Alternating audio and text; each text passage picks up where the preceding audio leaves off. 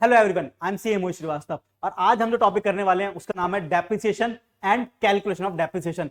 तो ये बहुत ज्यादा इंपॉर्टेंट टॉपिक है। पहले तो इस बात को समझ लेते हैं और इसकी अगर इंपॉर्टेंस को समझाऊं मैं तो उतना ही इंपॉर्टेंस समझ लो इसको जितना हमारे जीवन में सांसों की आवश्यकता है, ऑक्सीजन की आवश्यकता है। जी हाँ, तो एग्जाम में भी उतना ही इंपॉर्टेंस इसकी रहती है, चाहे वो 11th हो या 12th हो या सीए या सीएमए फाउंडेशन, और उसके बाद भी कभी पढ़ाई करोगे तो रेफरेंस आता ही रहेगा इस चैप्टर का।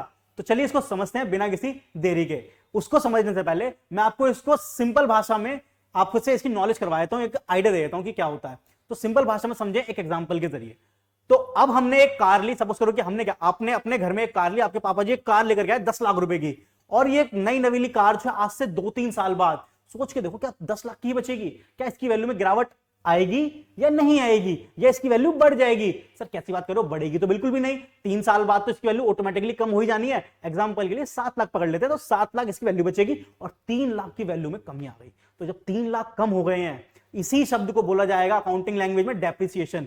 3 लाख जो कमी आई, गिरावट आई, ये होता है बिल्कुल सिंपल लैंग्वेज में डेप्रिसिएशन का मतलब। क्लियर है? अब आगे चलते हैं, अकाउंटिंग लैंग्वेज में टेक्निकल टर्म्स में समझने की कोशिश करते हैं what is the meaning of depreciation. तो ये रहा सबसे पहले आपकी स्क्रीन पर। तो शुरू करते हैं, और जितना बोलूंगा उतना ही पढ़ना है, ज्यादा आगे मत भाग जाना, ठीक है? तो देखो, fall in the monetary value of fixed tangible asset, बस रुक जाना है यहीं पे।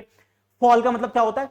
कमी आ जाना, गिर जाना। किसमें? मॉनेटरी वैल्यू में, वो जो 10 लाख की वैल्यू में कमी आई ना, वो। ठीक है, अब आगे लिखा सबसे important word, fixed tangible asset.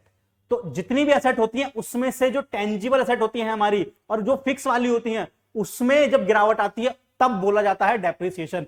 Sir वो सब तो ठीक है, हमें आप डेप्रिसिएशन लगाने से पहले ये टेंजिबल सेट क्या होती है इसका मतलब तो समझा दो। तो टेंजिबल सेट का मतलब समझते हैं पहले सिंपल लैंग्वेज में। तो टेंजिबल सेट वो सेट होती है जिसको हम देख सकते हैं और छू सकते हैं। तो वो सारी सेट क्या होती है? हमारी टेंजिबल सेट होती है। एग्जाम्पल के लिए building, machinery, furniture, refrigerator, AC, ये हमारे सामने कैमरा, ये फैन, ये कूलर और ये बोर्ड, ये सब क्या है? टेंजिबल एसेट, जिसको हम देख या छू सकते हैं। बिल्कुल यही मतलब है। क्लियर हो गया? हाँ जी क्लियर हो गया। थोड़ा सा आपको मैं बता भी देता हूं टेक्निकल लैंग्वेज में। Tangible asset is an asset that has physical form and it can be touched and seen, यानी जिसका फिजिकली अस्तित्व होता है वो क्या होती है? वो होती है टेंजिबल एसेट। एग्जाम्पल के लिए building, machinery, tools and equipment and vehicle, सारे एग्जाम्पल किसके हैं? ये टेंजिबल एसेट के एग्जाम्पल है। ठीक है सर, एक बात समझ आ रही है यहाँ पे, जब टेंजिबल नाम की कोई चीज होती है जिसको हम देख छू सकते हैं, तो क्या कोई इसकी अपोजिट भी चीज होती होगी जिसको हम देख या छू नहीं सकते और वो एसेट होती है? जी हाँ बिल्कुल होती है, जिसको हम क्या कहते हैं? Intangible asset. उसकी वैल्यू में कमी नहीं आएगी क्या? आएगी। जब आएगी तो मैं आपको बताऊंगा। अभी 2 मिनट का वापस अपने टॉपिक मेन टॉपिक पे चलते हैं और फिर देखेंगे जब इंटेंजिबल एसेट की वैल्यू में कमी आएगी तो उसको क्या बोलेंगे। तो इतना होल्ड ऑन करते हैं और वापस अपने बैक टू द टॉपिक। ठीक है, क्लियर है वाली बात? ठीक है, जब फिक्स्ड टेंजिबल एसेट में कमी आएगी और डेप्रिसिएशन बोलेंगे, एक्सेप्ट, अब आगे चलते हैं, एक्सेप्ट लैंड। तो लैंड की वैल्यू में कमी आएगी कि नहीं आएगी? सर नहीं आएगी, लैंड की वैल्यू में कभी भी कमी नहीं आती, ये माना गया है, ये प्री अजम्पशन है, इसको आप चेंज नहीं कर सकते। क्यों सर? एक बेसिक एग्जांपल पकड़ लेते हैं कि हमारे जो घर में, गांव में जो लड़ाई झगड़े होते हैं वो किस वजह से होते हैं मेनली? जी सर, ये तो जमीन को ऊपर ही होते हैं, जमीन के ऊपर ही लेन देन के ऊपर होते हैं। ये जमीन मेरी है, ये जमीन तेरी है, इसको मार काट मची रहती है। तो क्यों मची रहती है? क्योंकि सबको पता है कि जमीन की वैल्यू में कमी नहीं आएगी, इसकी वैल्यू उल्टी बढ़ती ही जाएगी। तो डेप्रिसिएशन जमीन पे नहीं लगता, नहीं लैंड पे नहीं लगता, बल्कि इस पे तो एप्रिसिएशन लगता है क्योंकि इसकी वैल्यू बढ़ रही है। क्लियर हो गया सर? अब आगे चलते हैं, डेफिनेट लगता किस वजह से है।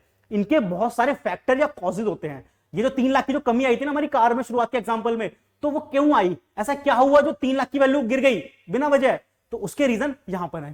फैक्टर ये रहे कुछ। पहला फैक्टर पकड़ लेते हैं, wear and tear due to its usage. तो वेयर एंड टेयर यानी इसकी यूसेज। आपने जो गाड़ी खरीदी 3 साल तक आपने यूज करी होगी, नहीं करोगे, आपने बहुत चलाई होगी। जब चलाओगे तो कभी डेंट आएगा, कभी स्क्रैच पड़ेगा, कभी इधर से टूट जाएगा, कुछ हो जाएगा, तो बहुत चीज होंगी। तो ऑटोमेटिक क्या होगी? उसकी वैल्यू कम होती जाएगी ना समय के साथ साथ। और चला रहे हो तो यूज करोगे तो वो पुरानी भी हो जाएगी। तो यूज करने से पुरानी हो गई कोई चीज तो वो तो वैसे क्या हो जाएगी? उसकी वैल्यू में कमी आई जानी है, लाजमी है। सेकेंड, सर आपने बताया यूज करने से कमी आएगी। अब मैं क्या करूंगा? मैं यूज ही नहीं करूंगा। मैं गाड़ी लेकर गया 10 लाख की मस्त, और बिल्कुल रिबन के साथ मैंने पार्किंग में रख दी अपने गैराज में। अब मजे ही मजे। अब 3 साल बाद गाड़ी निकालूंगा और देखूंगा अरे ये तो 10 लाख की है, क्या ऐसा होगा? समय बीता है बट मैंने यूज नहीं करी है, तो क्या करूं मैं?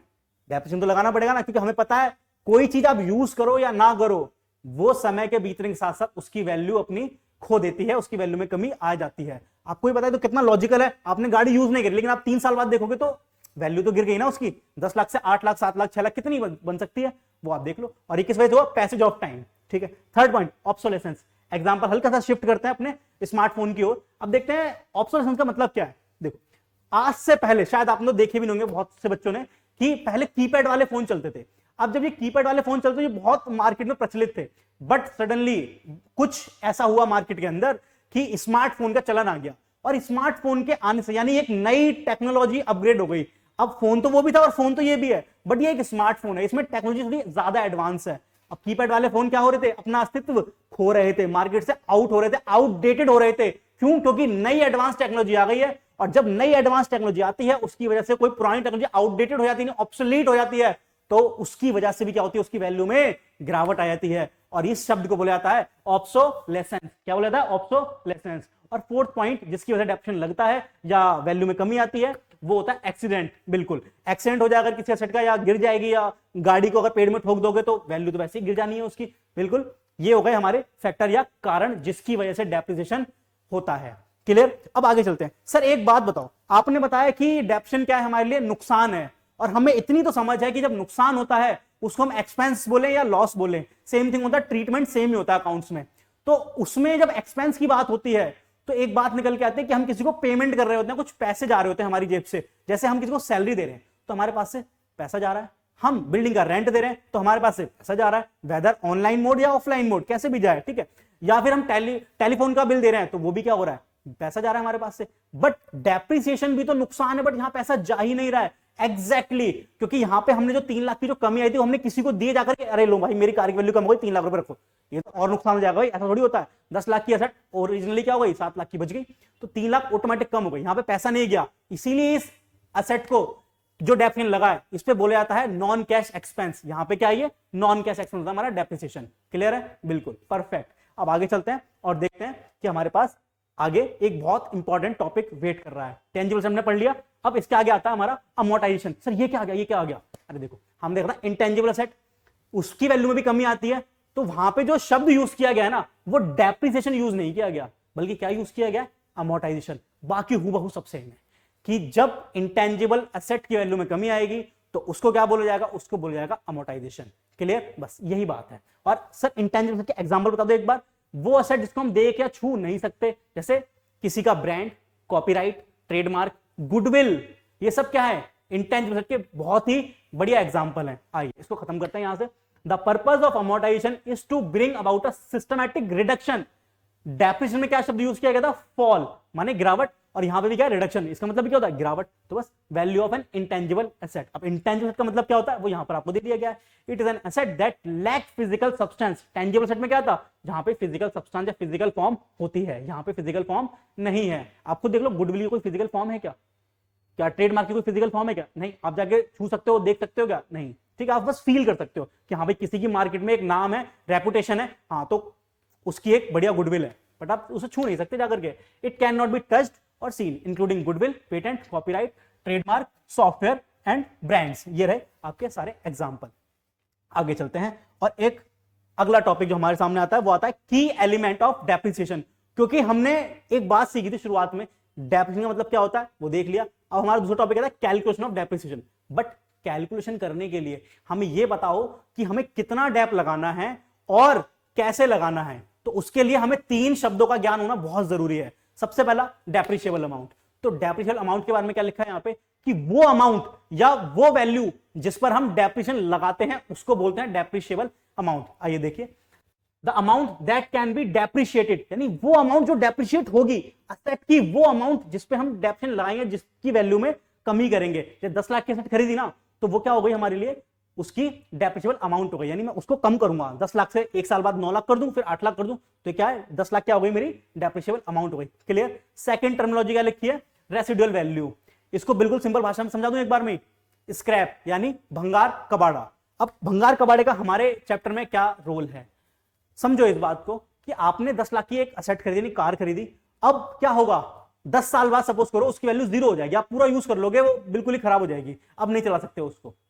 बट क्या मैं उसे कबाड़े में बेच के कुछ तो रिकवरी कर सकता हूं, चाहे 10,000 रुपए ही सही, या 5,000 रुपए ही सही, या 2,000 ही सही, कुछ भी रिकवरी कर सकता हूं या नहीं? बिल्कुल कर सकता हूं। तो ये जो कबाड़े का पैसा मेरे को मिला है, जो मैंने गाड़ी बेची कबाड़े के भाव में, ये 10,000 रुपए जो आए हैं, यही क्या होते हैं? Scrap value. टार्जन मूवी याद करो, वहां पे अजय देवगन का बेटा जब बड़ा होता है तो लेके आता है टार्जन वाली गाड़ी, जो कहां पड़ी होती है? कबाड़े की दुकान में पड़ी होती है। तो वही क्या होता है?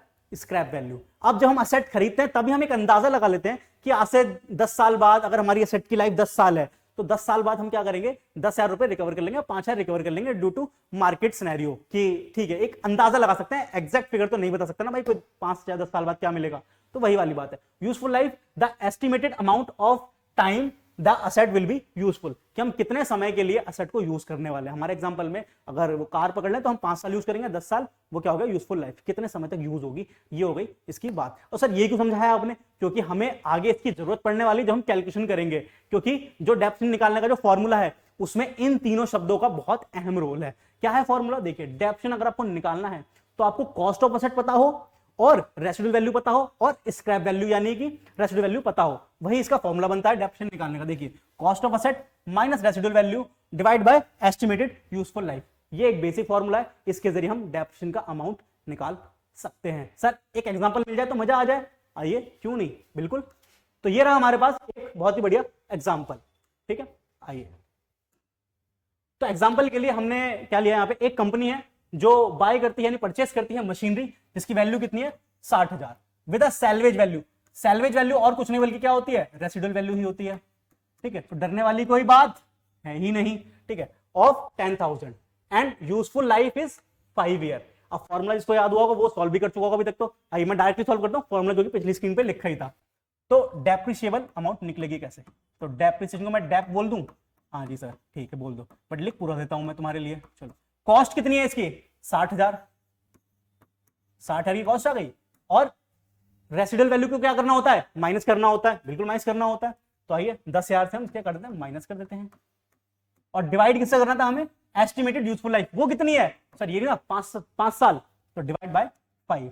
आइए, तो अब हम निकालते हैं एक साल में कितना डेप्रिसिएशन लग जाएगा। तो ये कितना आ गया? 50,000 divide by 5, hence per year का डेप्रिसिएशन कितना आ गया? 10,000 पर एनम। यानी एक साल में हम 10,000 के हिसाब से अपनी असेट को यूज कर लेंगे। तो ये आ गया हमारा डेप्रिसिएशन का अमाउंट एक साल का। अब एक बार खुद सोचो, पहले साल 10,000 लगेगा, दूसरे साल 10,000 लगेगा, तीसरे साल 10,000 लगेगा, चौथे साल 10,000 और पांचवें साल 10,000। 5 साल में 50,000 खत्म हो गए। सर 50,000 वैल्यू तो 60,000 की थी, अरे 10,000 रिकवर भी तो हो गए ना। तो देखो यही जो बात थी हमारी, 60,000 माइनस 10,000, हम डेप्रिशिएबल अमाउंट अगर निकालेंगे तो इसी को बोलते हैं depreciable amount. Cost of asset minus scrap value, वही होती है हमारी डेप्रिशिएबल अमाउंट, यानी 50,000 जिस पर हम डेप्रिसिएशन लगा रहे हैं। तो किस पे लगा रहे हैं? 50,000 पे तो लगा रहे हैं, डिवाइड बाय 5 करके। तो ये है मेरी डेप्रिसिएशन की प्रॉपर कैलकुलेशन। तो आई होप आपको समझ आया होगा, और मैं मिलता हूं आपसे नेक्स्ट वीडियो में। तब तक के लिए बहुत बहुत धन्यवाद। Thank you very much.